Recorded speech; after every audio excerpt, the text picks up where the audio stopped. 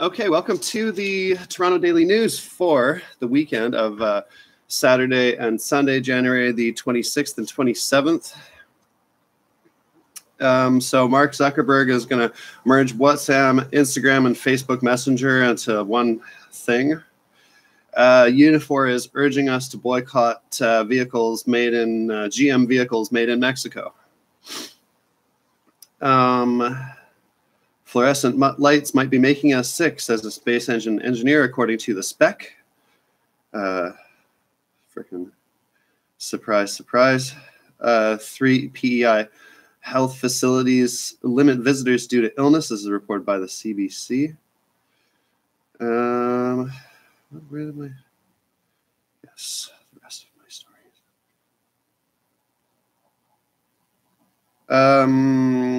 Okay.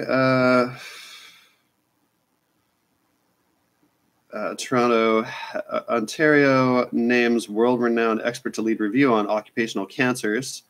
This is official news release by Ontario provincial government.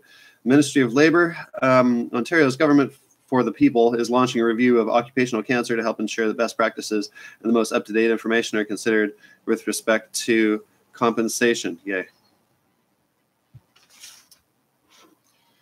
High winds have knocked over a SpaceX Starship prototype. This is reported by the San Antonio Express News.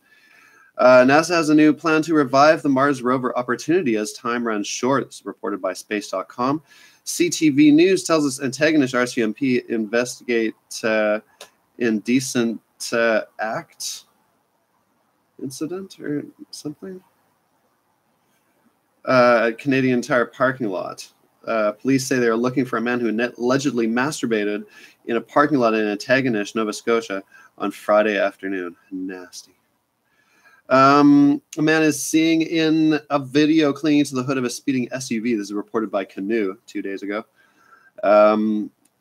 Apparently, 1 in 5 Canadian youths do not know anything about the Holocaust, and the CBC has been whinging over whether or not Canadians know enough about the Holocaust. I want to editorialize on this during the days following the annual Day of Remembrance of Holocaust survivors and stuff, with respect to that holiday and with respect to them and to history.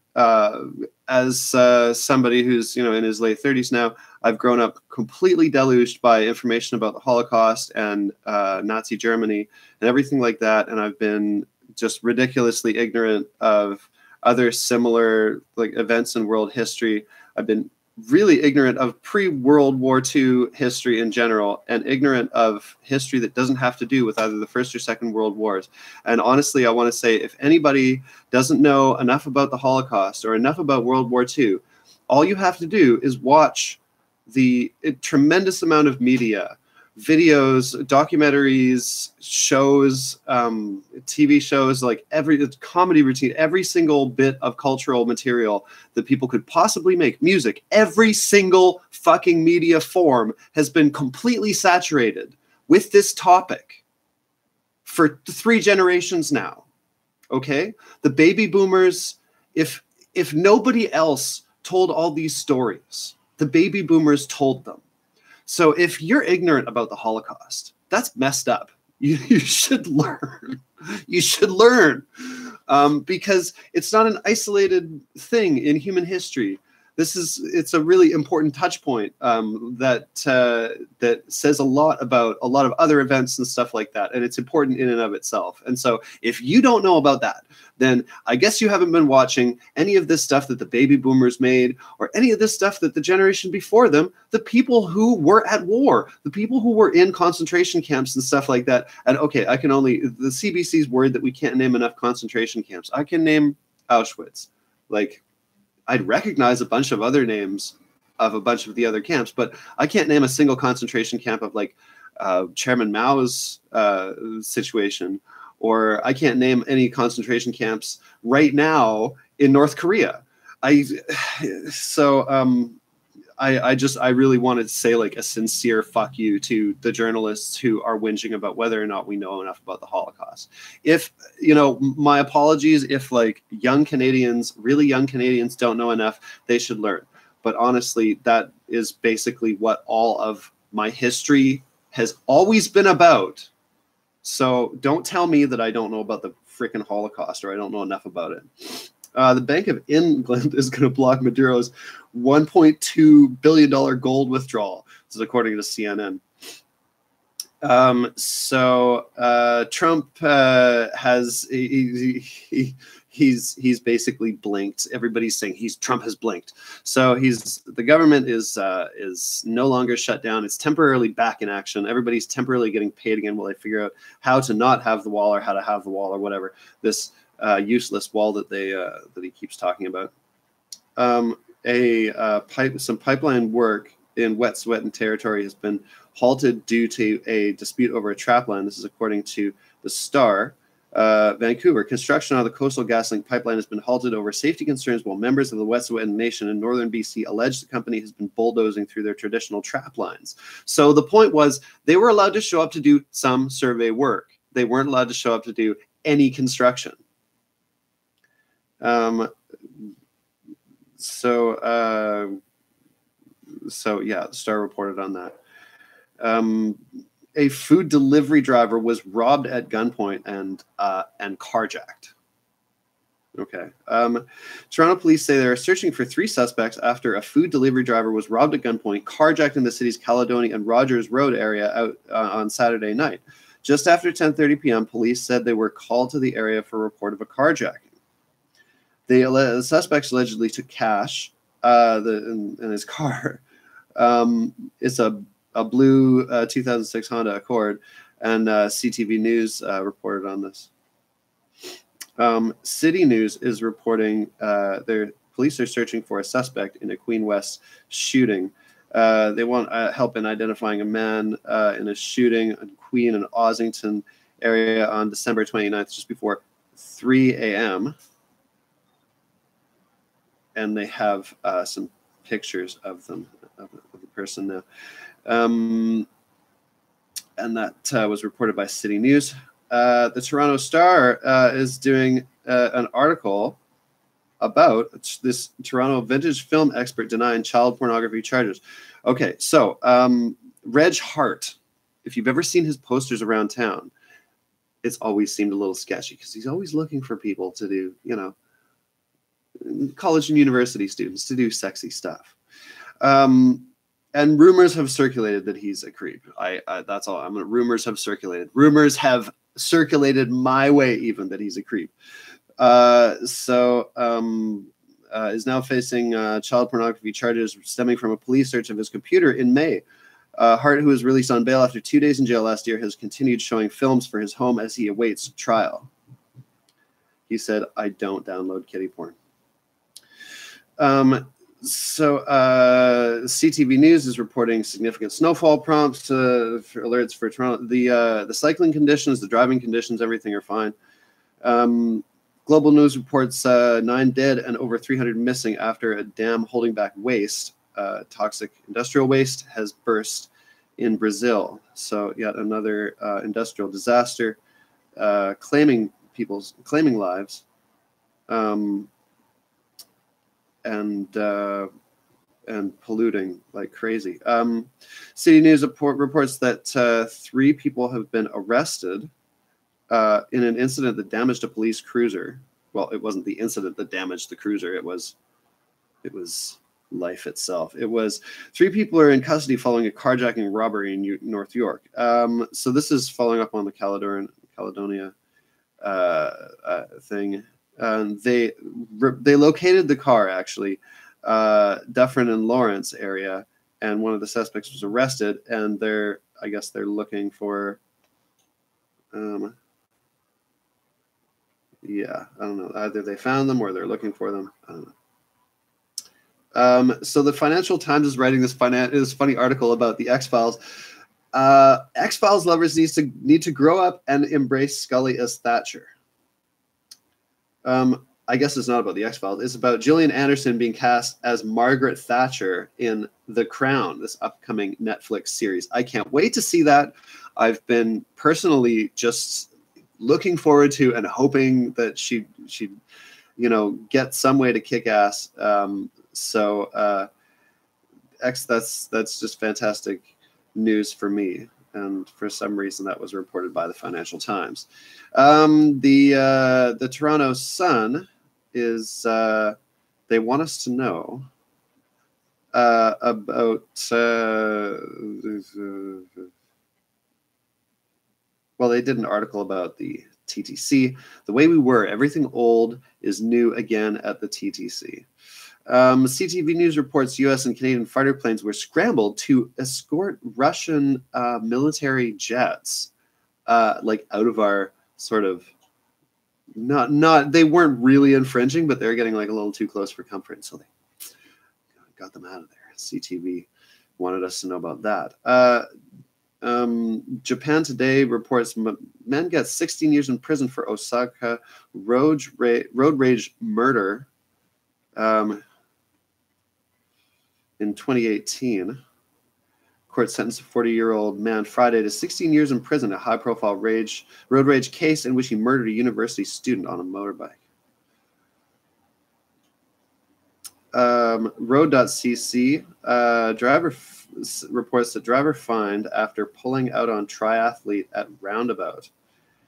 And also from Road.cc, teenage driver who killed cyclist after misjudgment on narrow road was handed community service. A 19-year-old driver has been handed 3 hours of community work and banned from driving for 2 years after he hit and killed a cyclist in East Spalding. He admitted causing the death by careless driving while attempting to pass him around 60 kph on a narrow road. So 300 hours of community work for killing someone because you want to pass them on a super narrow road at 60 kph.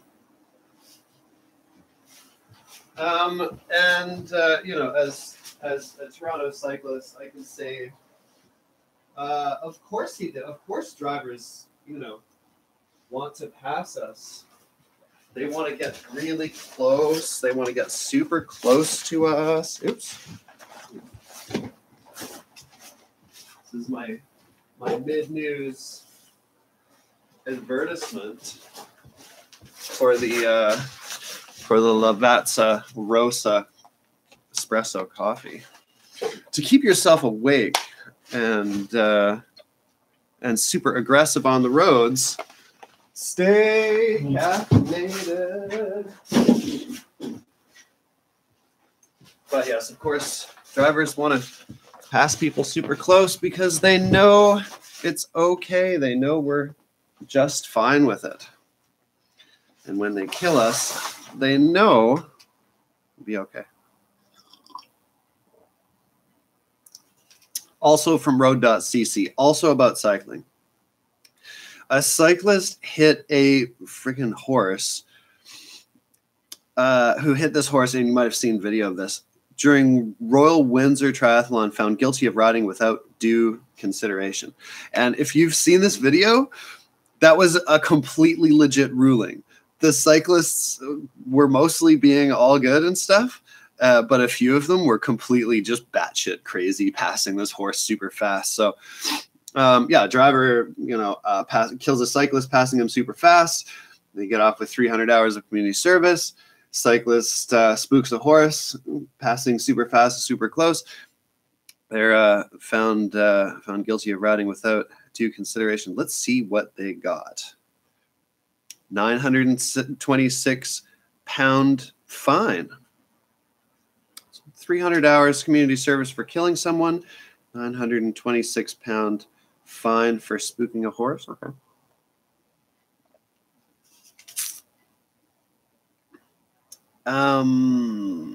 Okay. So the Toronto Sun wants us to know about the reboot of the reboot is Rundown Ontario Place is long overdue. We've got to reboot this place. That it's just, oh gosh, they should just turn it into an awesome village and awesome housing and make it cheap. CBC News is going to be able to tell us, well, this is 2 days ago, but what we know and don't know about the alleged Kingston terrorist plot. CTV News was talking about travel being really hazardous around here. Well, around Toronto, it's really not so bad. And the CTV News reports amateur hour work for Trans Mountain Pipeline destroyed salmon habitat, according to a scientist. Work on a Trans Mountain Pipeline crossing in a British Columbia stream has destroyed salmon habitat, raising concerns about the Crown Corporation's ability to build infrastructure through waterways if the expansion project proceeds, a scientist says. So you got to check that out. Partially because it's Unistoten News too. The Toronto Star reports early morning shooting in Vaughan claimed 2 lives. Calgary Herald says the brain researchers warned that lack of sleep rivals obesity as a public health crisis. Everybody's up in arms about sleep all of a sudden in the press. I guess they want us to sleep more.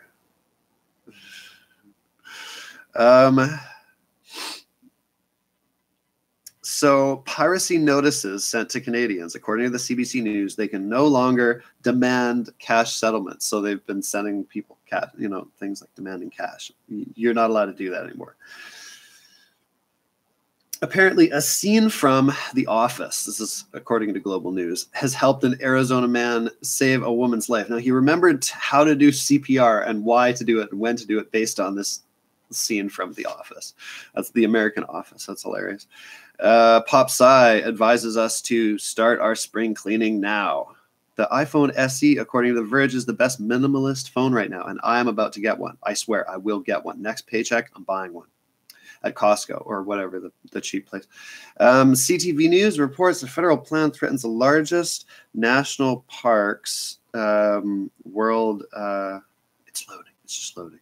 See, Google News is not really heritage status, World Heritage Status, critics charge. The draft for a national plan to restore Canada's largest national park suggests Ottawa is unlikely to ease international concerns about threats posed to its status as a World Heritage Site, say environmental groups and First Nations. Okay, and now to report just the kind of the weekend that the press had, like the way that the press kind of dealt with the weekend.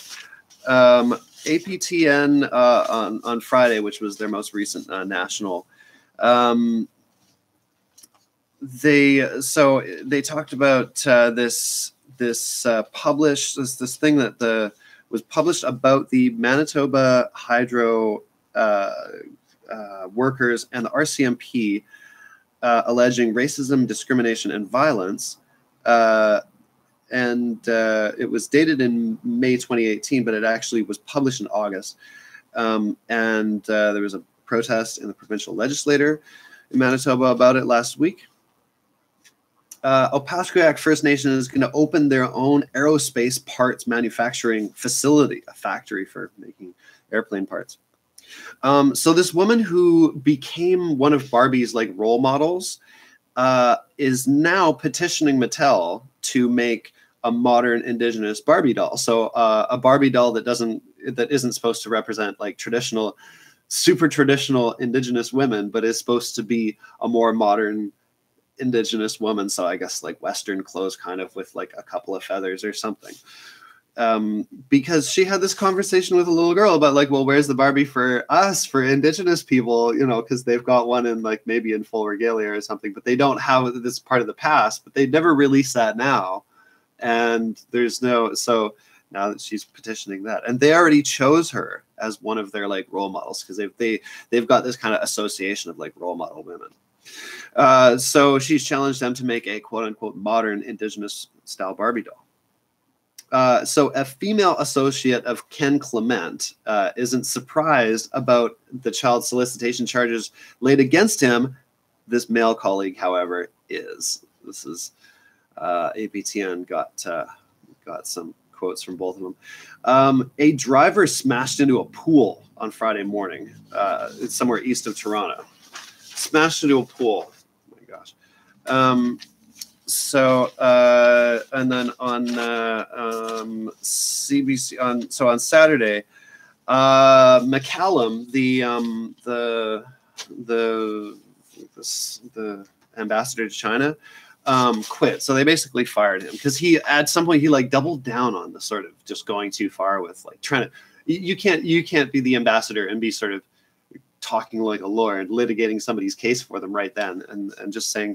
So he made all these comments out of hand before, and then when he was supposed to apologize and walk back those comments, that he doubled down on them. So then he finally resigned. And Global ran this hilarious pro-pipeline story about this program of like indigenous pipeline workers and surveyors and stuff like that, basically about how great it is to be one of the settler pollution profiteering collaborators among your indigenous community, and you're one of the people that's helping to destroy their places, and you're one of the people who's making money off of the oil industry while everybody else is like losing their ability to hunt because all the animals are poisoned, and they also don't have money from oil, and the oil industry is also not giving them the royalties they're supposed to, and so everybody's super poor, but you're the one, one of the chosen ones in your community who has money. So Global loves those people. They want us to know all about them and know how great they are. So they interviewed some of them. Traitors! Global ran this. They also ran this unwatchable financial advice segment for just like a lot of their national newscasts. I thought it was a commercial. It was like, what the oh my God. When it is just so much random detail about stuff, it's like, this is okay. What about, can you give me news? Just news. The weekend was really heavy with that kind of stuff and really light on news, actually, in terms of like Global and CTV and CBC. They also ran a story about a woman who paints with coffee. Like, wow, nice. Wow, so cool. So in terms of CBC's, the National on Saturday, they ran a story about China criticizing the ambassador being fired. They're like, what? Why are you firing him for? A woman got this welcome to motherhood package from this company that got her information through some other company that got it through some other company, that because this is part of some, like she bought some baby clothes or something. So she's getting ready to have a baby. She's buying baby clothes. Somebody gets her address. She gets it from like a third or fourth party or whatever. After having her miscarriage, and this is a great story by the CBC, after having her miscarriage, she gets this welcome to parenthood package from this, corporate partner or something like that, who wasn't supposed to have her information. It's hilarious. It's so messed up. This hockey player, they did this story about a hockey player who got concussions from fighting in hockey, and now he's having trouble with those brain injuries. And they really wanted to spend a lot of time on that. It was not very fascinating. It was about hockey and concussions. So I guess they're really intent on it. He made sure to get his head involved during fights that he made sure to get into because he liked fighting, and now he doesn't like having a brain injury from concussion. Dude, there was an insane highway pileup in Quebec. There was like 75 cars involved, and some kids got out on the road and played ice, a little bit of, passed a puck around with some hockey sticks because they were doing hockey before. So it's all about hockey and car crashes. Global did a study. They also talked about this study about how Canadians are ignorant of the Holocaust and stuff, and that's so terrible. We need to know more about the Holocaust. We're not thinking enough about it. So in this recent this weird sort of demo game, it's like a non-hockey kind of like sports competition to see like who can skate the fastest and stuff like that in hockey stuff. And so these they allowed women to participate even though they couldn't win prizes and stuff, but the women were kicking so much ass. One of them got a sponsorship out of it after like unofficially beating all the guys. And the other one like gave the front running guy a total run for his money. Women kicking so much ass at hockey and not even, going way ahead of the pace of their inclusion. It's really cool to see. That's an awesome feminism sports moment. And the Global National was so light on news and so heavy on opinion. It was just like a half-hour talk show, basically. According to them, Calgary is a ghost town, and there's a new thing going on to revitalize it because there's not enough pipelines. And so because Calgary was a pipeline town, all the office buildings are empty and nobody goes downtown anymore because there's not enough pipelines. CTV Toronto News on Sunday reported the Screen Actors Guild Awards actor winner, one of them was promoting American sovereignty. She was like, I'm so glad we're in an age where American sovereignty matters. So she's talking about the wall, I guess. In Toronto, they had the Black History Month kickoff brunch. So the, Black History Month being the shortest month of the year, coldest month of the year, on February. It's always good. The time of the year that Black Canadians love most. Coldest time of the year, the one that's totally the most incompatible with their the climate that produced dark skin color and stuff like that. So just it's totally great. So welcome to Black History Month. Fuck it. Summer is Black History season. Summer is Black current season. Always notice in the summertime, it's the white people who are really struggling, and then in the wintertime, it's the Black people who are like struggling. So CTV is warning everybody not to post vacation selfies because it might leave them vulnerable to theft. So people might find out that they're away from home because of vacation photos that they're sharing on social media, which is like basically you can control that only your friends are seeing it. So if you're worried about your friends noticing that you're on vacation, then don't post to your friend thing and don't post publicly, I guess. And that's the news for the weekend. Have a great Monday. Have a great week, and keep your stick on the ice.